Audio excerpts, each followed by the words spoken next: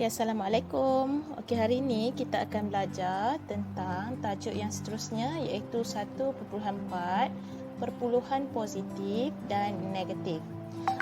Kalau kita lihat rajah pada garis nombor seperti yang kita belajar sebelum ini, untuk perpuluhan positif dan negatif, ia masih mengekalkan konsep yang sama, iaitu garis nombor yang di tengahnya diwakili oleh nombor kosong dan senggatan ke arah kanan adalah nombor positif. Dalam tajuk ini kita belajar perpuluhan, maka nilainya boleh jadi 0.1, 0.2, 0.3, 0.4 dan seterusnya.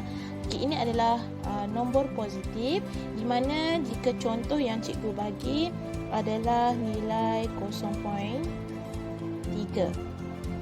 0.3 ini bermaksud dia mempunyai nilai 0.3 lebih daripada 0.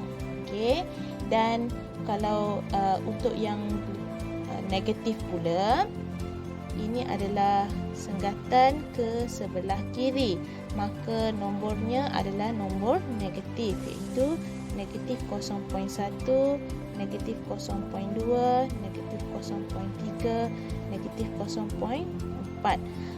Jadi sama sahaja konsepnya, ke arah kiri memberi nilai yang lebih kecil.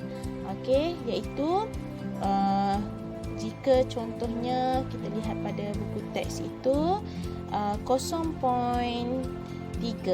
ini memberi maksud 0.3 ini adalah kurang daripada 0 sebanyak 0.3.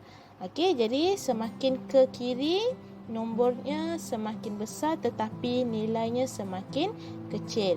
Manakala yang bagi perpuluhan positif pula, semakin ke kanan nombornya semakin besar dan nilainya semakin besar. Sekarang kita akan tengok macam mana kita nak wakilkan perpuluhan pada garis nombor, iaitu mula-mula kita lihat titik di mana skalanya adalah kosong dahulu. Sini kosong. Macam mana kita nak susun? Mula-mula kita kenal pasti nombor yang positif dahulu, iaitu dekat sini kita ada 0.7 dan 0.2. Maka kita bolehlah buat senggatan yang sama besar, sama banyak. 1, 2, 3, 4, 5, 6, 7. So sekarang nombor positif 0.2 adalah berada di sini. Ini adalah 0.2 dan 0.7 adalah 3, 4, 5, 6, 7. Jadi kat sini 0.7.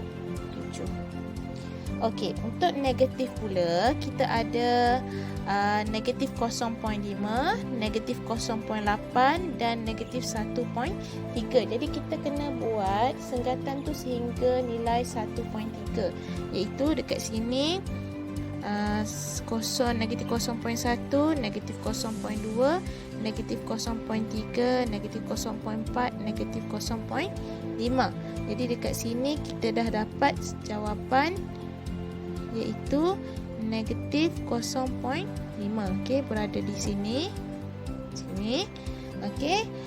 Kemudian kita negatif 0.8, maka kita teruskan lagi 0.6, 0.7, 0.8. Dekat sini kita dapat negatif 0.8. Itu di sini. Kemudian kita teruskan lagi, iaitu 1.3. Negatif 0.9, negatif 1.0. Ini nilai dia negatif 1.0. Negatif 1.1, negatif 1.2, negatif 1.3. Maka dekat sini adalah nilai negatif 1.3. So kita dah dapat susunan. Tapi cikgu nak ingatkan bahawa senggatan tu mesti sama besar. Tapi dekat sini cikgu tak dapat nak buat sama besar sebab tak muat.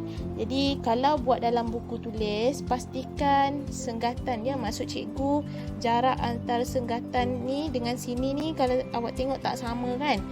Sebenarnya tak boleh, dia kena sama besar. Okey, kalau buat dalam buku tulis dah ada petak-petak tu, guna saja petak yang sedia ada. Ini cikgu tunjuk dekat sini, memang tak boleh nak tunjuk sama besar lah, sebab kita tak ada guna pembaris dan juga tak muat ya untuk tulis dengan senggatan yang sama besar. Okey, seterusnya kita akan belajar macam mana nak menyusun nombor perpuluhan mengikut tertib, iaitu sama ada tertib menurun ataupun tertib menaik berdasarkan soalan. Okey, sekarang kita lihat contoh 13 yang cikgu ambil dalam buku teks, iaitu banding dan susun perpuluhan yang berikut mengikut tertib menurun. Kita diberi negatif 1.6, 0.5, negatif 0.3, 1.4 dan negatif 0.7. Okey, jadi macam mana kita nak susun? Yang step pertama adalah kita perlu buat garis nombor dahulu, iaitu kita letak nilai yang diberi. Okey, so sini cikgu dah buat satu garis nombor. Okey, senggatannya yang hampir samalah. Okey, sekarang kita tengok nombor positif yang diberi adalah nombor 0.5 dan juga 1.4. Okey, kita buat yang positif dahulu. Okey, so 0.5 senang sajalah, kita cari yang kelima. Ini bermula daripada 0. Ini adalah 0.1, 0.2, 0.3, 0.4, 0.5. So sini adalah nilainya adalah 0.5. Okey, 0.5. Okey, kemudian 1.4. 1.4 bermaksud nombornya selepas nombor 1. Okey, selepas nombor 1 ini. Okey, jadi 1.4 iaitu ini 1.1, 1.2, 1.3, 1.4. Okey, ini adalah 1.4. Okey, jadi kita dah dapat dua nilai dekat sini. Okey. Kemudian kita buat yang negatif pula, iaitu kita ada negatif 1.6, negatif 0.3 dan negatif 0.7. Okey, sama saja stepnya. Kita kira dari kiri lah ke kiri. Dari kanan ke kiri, iaitu 1, 2, 3. Ini adalah, kat sini adalah negatif 0.3. Okey. Kemudian kita nak cari negatif 0.7, iaitu kita kira lah 4, 5, 6, 7. So sini adalah nilainya adalah negatif 0.7. Okey. Kemudian negatif 1.6. Okey, selepas negatif 1 lah. Jadi ini adalah negatif 1.1, 1.2, 1.3, 1.4, 1.5, 1.6. So ini nilainya adalah negatif 1.6.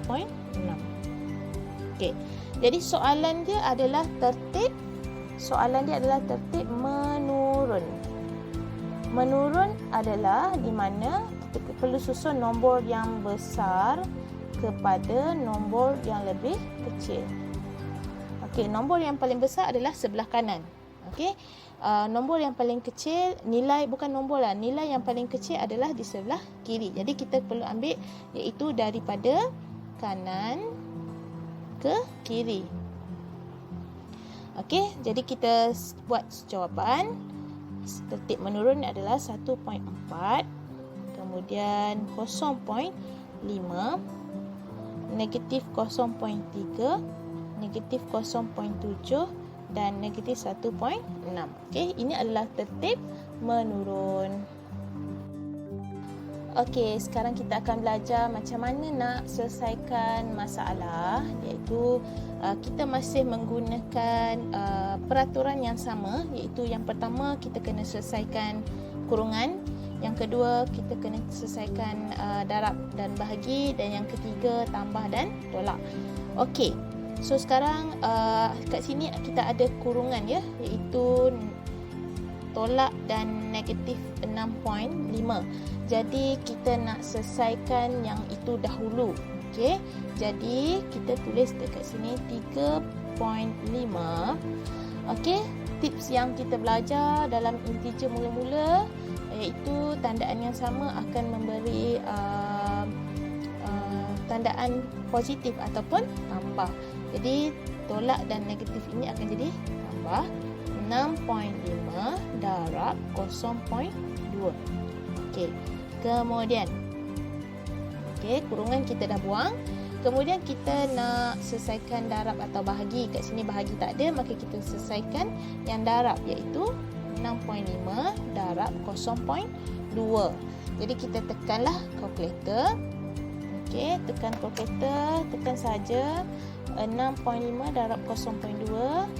Kita akan dapat jawapan 1.3. Okey. 3.5 tambah 1.3. Maka kita selesaikanlah seperti biasa. Kita dapat 4.8. Okey. Contoh B, diberi kurungan 7.23 tambah 2.77 untuk kurungan bahagi negatif 0.8. Okey, mula-mula kita akan selesaikan dalam kurungan iaitu kita tekan saja kalkulator 7.23 tambah 2.77. Kita akan dapat nilainya adalah 10. Okey, bahagi negatif 0.8. Okey, disebabkan ada tandaan negatif, bahagi dan negatif ni kita lebih bagus kita letak dalam kurungan lah. Okey, mesti letak dalam kurungan kalau tak nampak berterabur. Okey, kemudian kita selesaikan saja 10 bahagi negatif 0.8. Okey, kat sini kita tak ada apa-apa tandaan kan 10 ni, maka ini bermaksud positif. Jadi positif dan negatif bila kita gabungkan dia jadi negatif. Okey, 10 bahagi 0.8. Okey, tekan saja kalkulator, kita akan dapat 12.5. Okey, hati-hati dengan tandaan positif dan negatif semasa membuat operasi. Okey, seterusnya soalan C, negatif 3.7 tambah dalam kurungan ada 4.25 tambah 2.85 dan last sekali darab 0.3. Okey, yang pertama, step pertama mesti kena selesaikan dalam kurungan dahulu. Okey, apa-apa soalan pun selesaikan dalam kurungan. Okey, yang tak nak selesaikan kita salinkan saja. Okey, tekan saja kalkulator 4.25 tambah 2.85. Okey, kita akan dapat 7.1. Okey, darab 0.3. Kita buat step by step. Okey, sekarang kita dah selesaikan kurungan.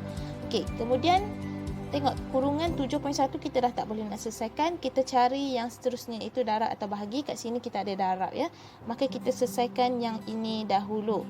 Okey, macam mana kita nak selesaikan? Yang kita tak selesaikan kita salin sahaja. Okey, tambah. Okey, 7.1 darab 0.3. Tekan saja kalkulator, jangan risau. 7.1 darab 0.3. Okey, memang dibenarkan pakai kalkulator ya. Jadi cikgu galakkan beli kalkulator saintifik bermula dari tingkatan 1. Memang kita akan guna sampai tingkatan 5. Okey, so bila kita darab 7.1 darab 0.3 ni kita dapat 2.13. Okey, so ini berbalik kepada integer lah.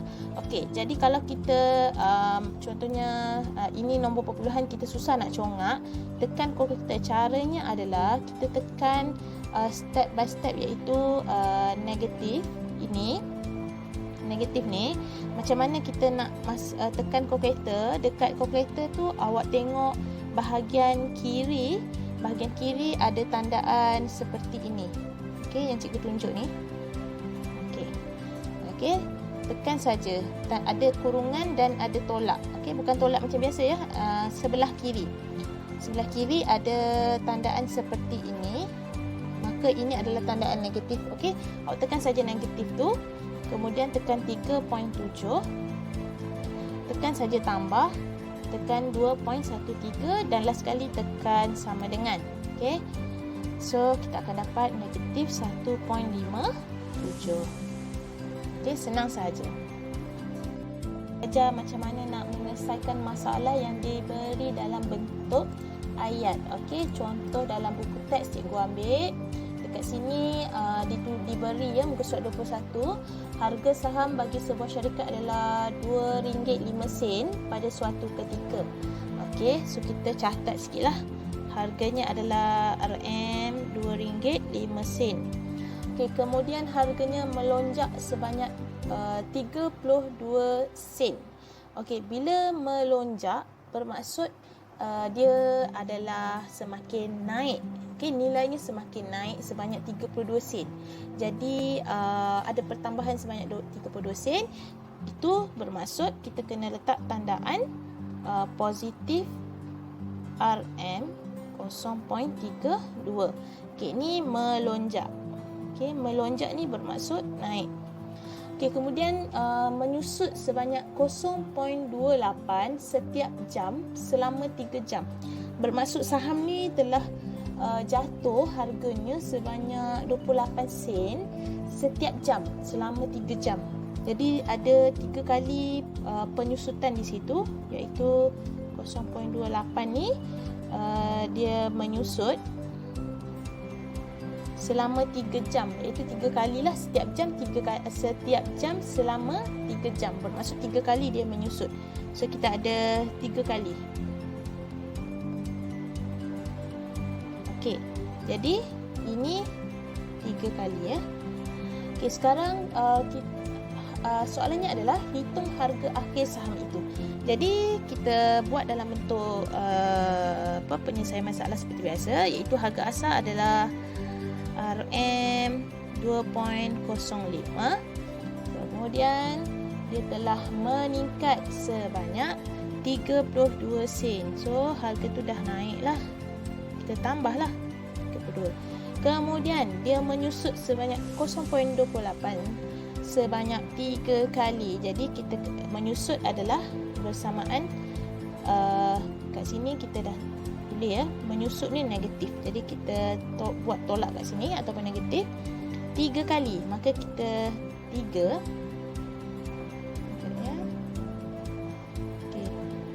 3 mesti darab dengan RM 0.28. Okey.